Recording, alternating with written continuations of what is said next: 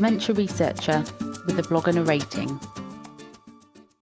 I'm Scottish and I speak fast. At least that's what I'm told often. I'm definitely Scottish, sure, but the fast I'm less sure about.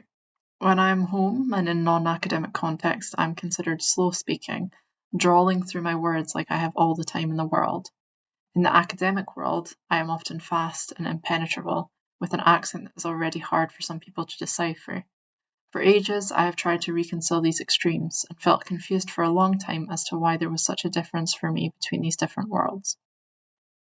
Like many, I speak faster when I'm nervous. It's something that stressed me out for years, every time I do a talk at a conference or a meeting. I even regularly have to re-record these podcasts to ensure that I can be understood because even I can hear the speed. I purposely slow down in these. This is maybe about 0.6 times my usual speed. Eventually, it dawned on me during my PhD that the crux of my sometimes impenetrable speed was to do with my confidence. If you've read my recent blogs, you'll know that my PhD experience ensured that I was not left with that in spades. After my PhD, my confidence was at its lowest low, and I realised that I needed to make a change there. I figured if I could find this mysterious confidence that I was so lacking, the words would come out of my face at the speed they're supposed to, and not run away from me. However, as I'm sure you're thinking as you read this, you can't just decide to have confidence. Confidence in academia is a tricky thing, and it's one thing to capture it for the duration of a talk, a whole other thing to keep it within you as a permanent change. People often tell me I am lots of things that pertain to an approximation of confident. Loud, outspoken, self-assured, once it was too comfortable, and although I don't agree with that last one, I think it is maybe something we should invite more of in a career such as academia, where there is a lack of comfort inherent to its structure and imposter syndrome runs rampant. Despite admittedly being those things, at least in the academic world, for me that didn't equate to the accomplishment of the seemingly mythical and perpetually pedestaled confidence. With this newfound realisation, and yes, I know, I'm surprised it took me this long too, I headed to the old friend of every academic, Google, and then I became frustrated. It's not that the suggestions aren't good or helpful, they definitely are. Suggestions like limiting and removing those who are negative and competitive from our academic lives, self-reflection to identify our own issues with imposter syndrome and where we experience academic insecurity, and harvesting a culture of transparency around such issues within the lab and with senior academics actually sounds incredibly useful, although not necessarily easily achievable for many of us.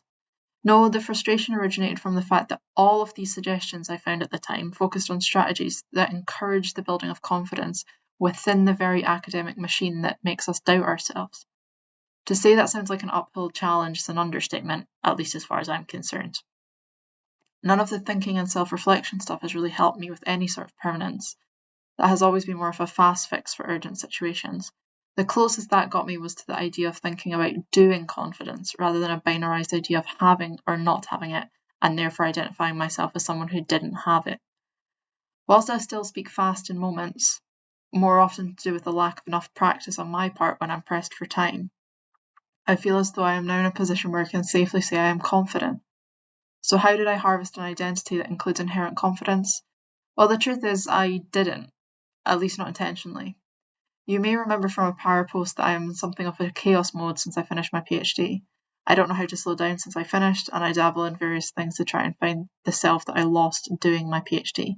It turns out, when you're a dabbler, every once in a while you might hit on something that changes things for you. The single greatest thing I have done for my confidence as a whole, and that has in turn improved my academic confidence tenfold, is life modelling. Yep, that thing where you get butt naked, sit in front of a room full of people who draw every nuance of your body as you stay alarmingly still, left alone with your own thoughts. If you'd told me 5 years ago that this would be a thing I'd have done regularly, I would have said, not a chance. There's no way. Why this works for me, to be honest, I'm not sure. Maybe it's subverting that thing where people during my PhD would say, oh, you're nervous. Just imagine the audience in insert uncomfortable situation where we perceive we would be embarrassed and therefore the audience should be too here. Or maybe it is that no possible academic circumstance can be as exposing and nerve-wracking as life modelling, particularly the first time I did it. And if I can do that, then I can do anything academia throws at me. I suspect it's the second one, and there's a huge amount of power in that. I appreciate that this is, for many people reading this, the epitome of a chaos mode approach, and in no way relatable. That's okay. I'm not here to insist that this is something everyone should do. I'm not saying everyone in academia needs to find their closest life drawing group and offer to model. But what I am saying is that, just maybe, the thing we need to do for our own personal confidence improvement has absolutely nothing to do with the world in which we work and everything to do with what we do when we aren't working. Thank you for listening.